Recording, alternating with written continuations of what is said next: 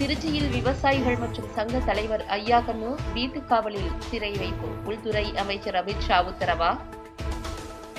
வேளாண் கடன்களை முழுமையாக தள்ளுபடி செய்ய வேண்டும். வேளாண் உற்பத்திக்கு 2 மடங்கு லாபம் வழங்க வேண்டும். மரபணு மாற்று விதையை அனுமதிக்கக்கூடாது. MS சுவாமிநாதன் குழு பரிந்துரையை நிறைவேற்ற வேண்டும் உள்ளிட்ட பல்வேறு கோரிக்கைகளை வலியுறுத்தி அகில இந்தியா முழுவதும் விவசாயிகள் இன்று அந்தந்த மாநிலத்தில் மாவட்டங்களில் உள்ள மாவட்ட ஆட்சியரிடத்தில் மனு கொடுக்க உள்ளனர். இதன் ஒரு பகுதியாக திருச்சியில் தேசிய தென்னிந்திய நதிகள் இணைப்பு விவசாயிகள் சங்க தலைவர் ஐயா கண்ணு தலைமையில் விவசாயிகள் இன்று திருச்சி மாவட்ட ஆட்சியர் அலுவலகத்தில் மனு கொடுக்க இருந்த நிலையில் திருச்சி மாநகர காவல்துறையினர் செல்ல விடாமல் வீட்டுக் காவலில் வைத்துள்ளனர். செய்தியாளர்களை சந்திக்க ஐயா கண்ணு வெளியே வந்தபோது காவல்துறையினர் செல்ல விடாமல் தடுத்து நிறுத்தினர்.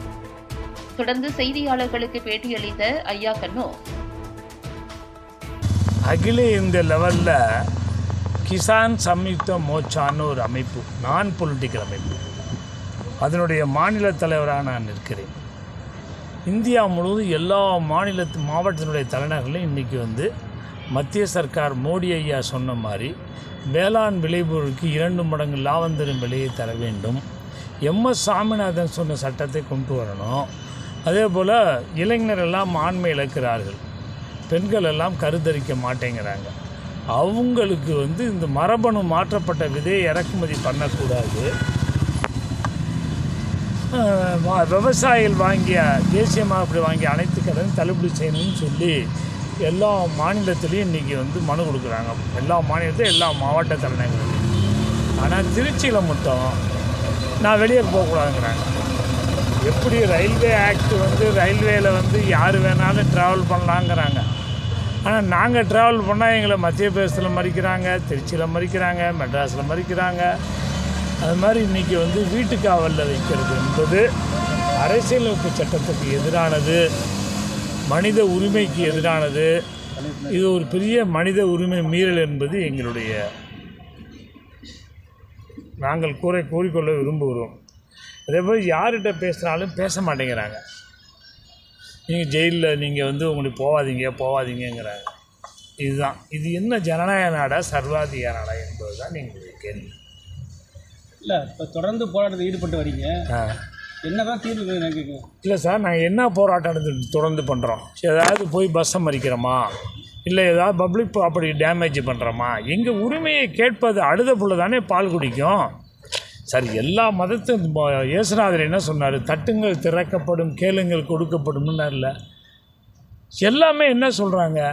கேட்டால் தான் கொடுப்பாங்கன்னு சொல்கிறாங்க. நாங்கள் கேட்கவே விட மாட்டேன்னா என்ன சார் இருக்குது? கேட்கவே கூடாதுன்னா என்ன சார்? ஜனநாயக நாடா சர்வாதிகார நாடா சார்? நாங்கள் இப்போ கேட்க விரும்புகிறதே மத்திய சர்க்காரை தான். இப்போ உச்சநீதிமன்றம் தீர்ப்பு வழங்குச்சு, காவேரியில் மாதம் தண்ணி தொடர்ந்து விட மாட்டேன்னா. இப்போ வெள்ளம் வந்தோன்னே அவ்வளோ தண்ணி விடுறான். தமிழகத்தை வெள்ளம் வடியும் மாநிலமாகத்தான் பார்க்கிறார்களோ ஒழிய இங்கே இருக்க விவசாயி இப்போ நாங்கள் வாங்கிய கடன்லாம் எப்படி அடைக்கிறது? குருவை சாவடி இல்லை, இந்த சம்பா சாவடிக்கு 1 மாதம் ஆகணும் போடுறதுக்கு, நெல் நாற்று போடுறதுக்கு. இப்போ இந்த தண்ணியை விட்டு இது போய் கடலில் போய் விழுவ போகுது.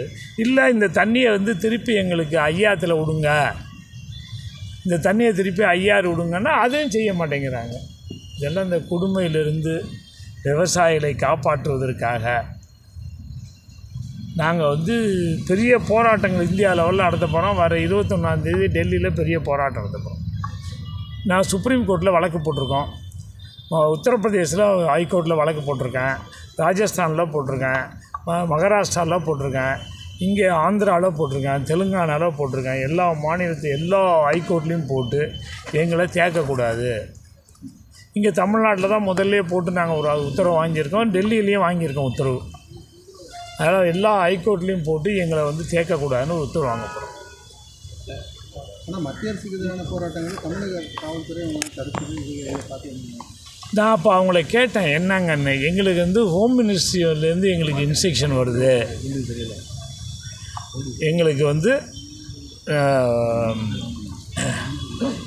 டெல்லியிலேருந்து அமித்ஷாகிட்டேருந்து எங்களுக்கு இன்ஸ்ட்ரக்ஷன் வருது, உங்களை விடக்கூடாதுன்னு சொல்லி அப்படின்னு சொல்கிறாங்க. அது எந்த அளவுக்கு உண்மைன்னு தெரியல.